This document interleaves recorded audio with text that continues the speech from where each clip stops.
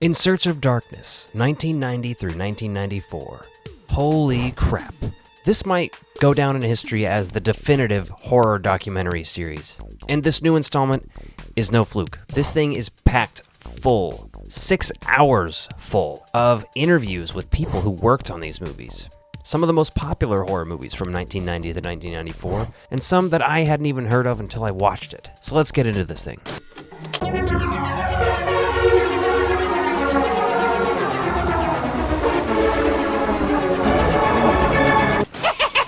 Welcome back to the Ectoviolence channel. My name is Alec. Today we're talking In Search of Darkness, 1990 to 1994.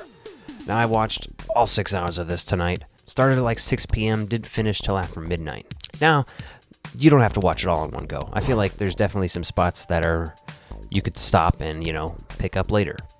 I could see the argument that you could say this would be better made as a series. But this is all completely crowdfunded, independently done. Like this is real work and love and care put into this thing. I'm going to put a link in the description down below. You should go check this thing out. But let's talk about this, right? So it's broken down by year. They start with 1990. And with that, we're talking Texas Chainsaw 3, Tremors, Basket Case 2, Exorcist 3, the Night of the Living Dead remake from Tom Savini. There's a lot of stuff in there. So, for example, Night of the Living Dead, they had just a whole interview with Tom Savini talking about it. And each movie gets anywhere, I'd say, from 5 to 10 minutes. Just depends on what movie it is. And there's sort of an intro at the beginning and then an outro at the end. They don't just go right into it. But there's breaks between the years as well where they kind of talk about film and Hollywood and how horror in general is changing. What I appreciated, they talk a lot about international movies in this as well. And if you've seen the other In Search of Darkness movies, this video is maybe not for you because you're like, yeah, dude, I'm going to watch it. I think it's awesome. But if you're on the fence at all, you haven't checked these out before, get on it.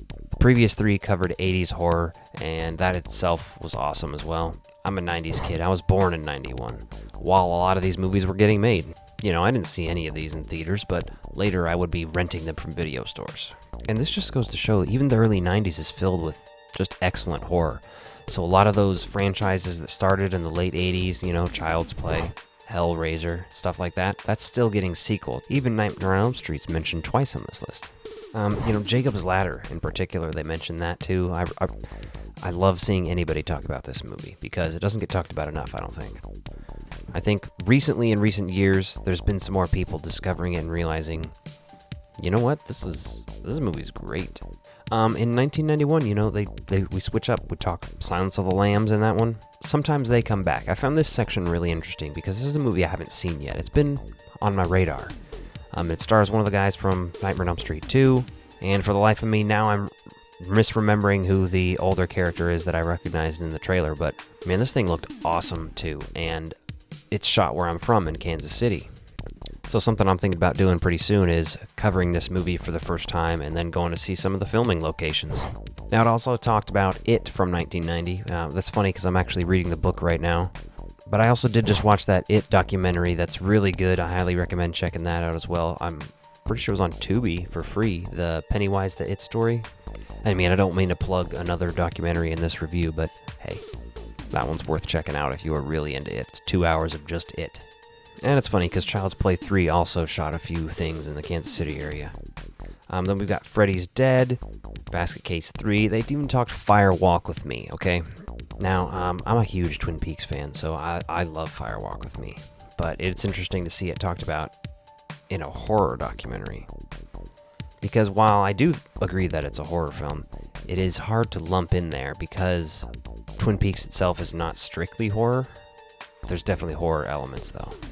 Seeing them talk about Ghostwatch was great, and that's a movie I watched for the first time this year. They talked about Leprechaun, and they briefly mentioned Rumpelstiltskin, which I'm hoping they'll talk about in the next part.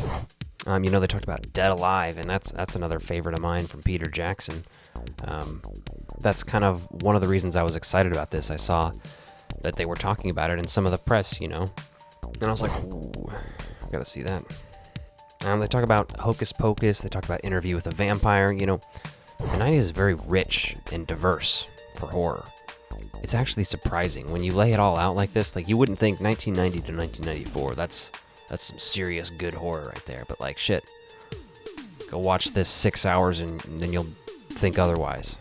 Now, I appreciated they have a whole section on trash horror, where they're talking about basically horror that was shot on videotape. Really low budget stuff. Some of it sounds more interesting than others. There were a few, though, that were really appealing, really interesting. Burning Moon, I think I'm definitely going to end up checking out. There's some others on here that I had been at least mildly aware of, or I had heard brief things about it here and there. You know, oh, Sherilyn Fenn's in that, but man, I gotta check some of these other movies out that I hadn't heard of. I wrote down Blood Moon, Meridian, The Garden, Mirror Mirror. Frankenhooker and Popcorn are two that I've been very well aware of, but I haven't actually gone out of my way to see yet. And I know Frankenhooker's done by the same guy that does Basket Case, and I really like the first Basket Case. Haven't seen part 2 or 3. I've got to get over to this stuff. You know, this stuff makes you realize all of your gaps in horror, especially as me, like here, doing a YouTube channel where I often cover horror movies. And I don't think I'm a horror expert. I think I'm a horror fan. So there's definitely stuff to check out. I'm not going to really do a positives and negatives section with this documentary because it's kind of a different thing. You know, I'm not really rating this movie. It's a little bit of a review, but it's more or less me just saying, hey, you need to go watch this. Again, the amount of people, like Ted Raimi's in there, Heather Langenkamp, lots of names and faces you are going to recognize, and it's interesting to hear them talk. Not all of them are talking about their exact projects. I'm sure most of them are there to talk about that, but then, you know, they also get to talking about film in general, Hollywood, horror. In particular, I thought one conversation they had was interesting was, is thriller a subgenre of horror? Is it separate? You know, is stuff like Silence of the Lambs a horror movie, or is it a thriller? Is it both? I mean, these are things I've talked about with my friends, you know what I mean? These are just things you talk about with other nerds about movies and horror or VHS, stuff like that.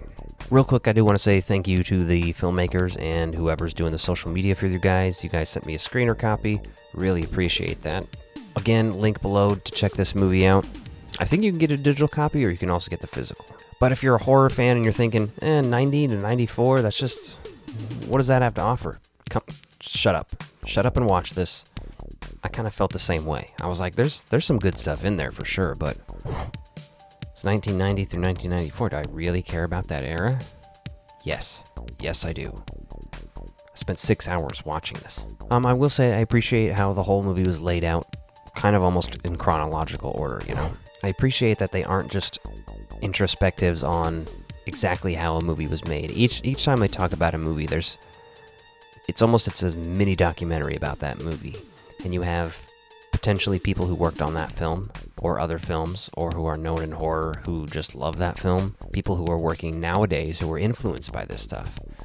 Lots of different perspectives and takes to come and talk about these movies. And you get everything, like I said, from behind the scenes knowledge, first-hand experiences, new factoids and stuff you never knew about these movies, as well as opinions and information on how it's influenced and impacted horror and film in general.